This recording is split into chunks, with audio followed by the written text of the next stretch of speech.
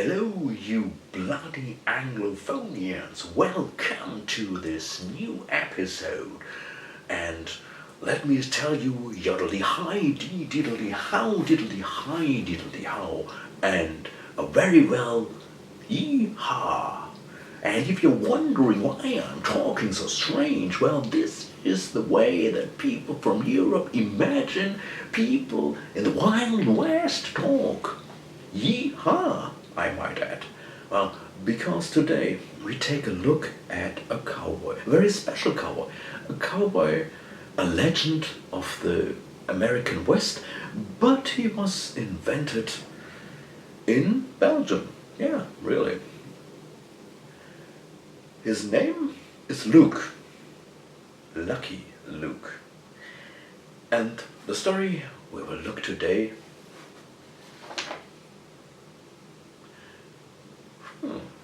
is aptly titled Arizona 1880.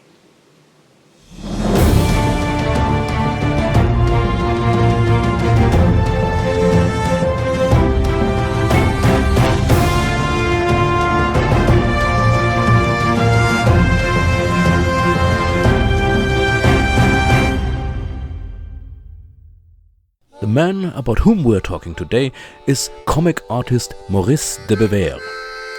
He was born in Kortrijk in 1923. Kortrijk is a town in the province of West Flanders in the Flemish region of Belgium. Even as a child, Maurice excelled as an illustrator and mainly made caricatures of his teachers in the Jesuit school.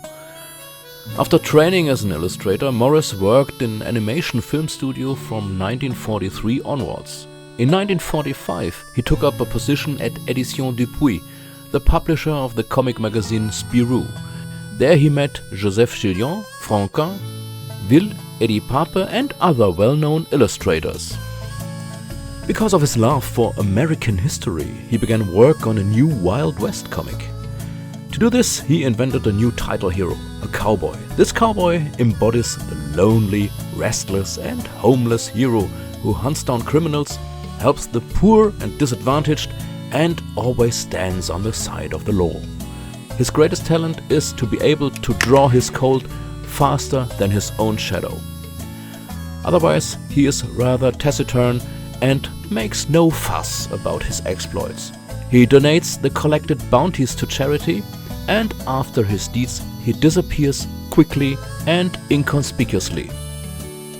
The first Lucky Luke story, Arizona 1880, appeared in 1946 in the later famous Spirou Almanac 1947. Yeah, I know it's a bit confusing, but they published these almanacs in advance.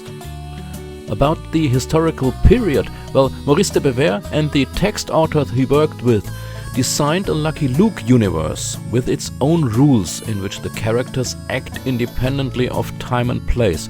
Personalities from the Wild West who in reality probably never got to know each other, meet in the stories and experience adventures together.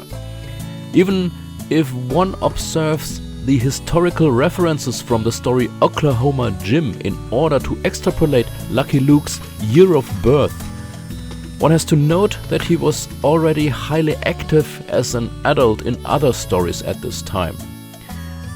Well, if you can see it, the story The Singing Wire plays in 1861 and thus at the beginning of the American Civil War. But the testimony of an old man in the story Barbed Wire on the Prairie implies that the American Civil War was decades ago. Many adventures take up historical events or characters without reproducing them in an, well, overly documentary way. In general, the stories are mostly set between the 1860s and the 1890s. Now, at first, Lucky Luke, like Mickey Mouse, only had 4 fingers on each hand.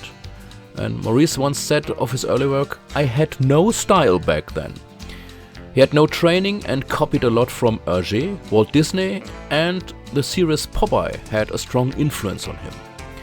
It was also de Bever's dream to see Lucky Luke as an animated series, so he wanted to present characters that could easily be translated into the medium of film. In addition to only 4 fingers, the original Lucky Luke also had rounder shapes. Maurice de Bever came up with a suitable pen name for the publication of a Wild West story, Morris. That sounded American and it fit the adventures of a cowboy. The story, Arizona 1880, one of the few occasions when a year is mentioned. The story begins with a robbery on a stagecoach. The stagecoach is driven by a coachman who has his son with him. The carriage falls over and buries the driver under itself. The bandits take advantage of this and steal a box of gold. The driver's son calls for help with the help of a colt. Lucky Luke hears the call for help. He sets up the carriage again with the help of his horse Jolly Jumper and accompanies the coach to its destination. Since he has found a tail wheel at the location of the robbery, Luke sets out to search for the bandits who robbed the carriage. In the story, it is between brawls and shootings, but he is finally able to locate the bandits and their hiding place before riding off into the sunset. This is a pretty straightforward story in which Lucky Luke suffers setbacks every now and then, but wins in the end. The things that the stories of Lucky Luke would later be known for are not all there yet. Luke is an excellent shot, but the reader cannot yet hear the thoughts of Luke's horse Jolly Jumper, even when in one scene the horse is engaged in a brawl with the villain's horse. Also, in the last frame, Lucky Luke does not sing the song that he should later always sing at the end, "I'm a poor lonesome cowboy." In addition, his typical clothing is still missing. Although his shirt is already yellow, it is checked and he's missing the black vest. Instead, his jeans are still black in the story. Later, they will be blue. The story is pretty short too short for a comic book. Morris should develop his lonely cowboy even further into what he is still today.